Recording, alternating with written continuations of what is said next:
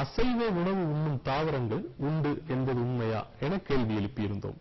இறைச்சி உண்ணும் தாவரங்கள் என்பவை சிறு பூச்சிகளை உட்கொள்வதன் மூலம் தங்களுக்கு தேவையான ஊட்டச்சத்துக்களை பெறும் தாவரங்களாகும். பூச்சி உண்ணும் தாவரங்கள் என்றும் இவற்றை குறிப்பிடுகின்றனர். பூச்சிகளை பிடிப்பதற்கு ஏற்ற சிறப்பான அமைப்பை இத்தாவரங்கள் பெற்றுள்ளன. இலைகள் அல்லது பூக்கள் பூச்சிகளை பொறி வைத்து பிடிக்கும் வகையில் அமைந்துள்ளன. மண்ணில் ஊட்டச்சத்துகள், குறிப்பாக நைட்ரஜன் இல்லாத சதுப்பு நிலங்களில் இத்தகைய தாவரங்கள் வளர்கின்றன.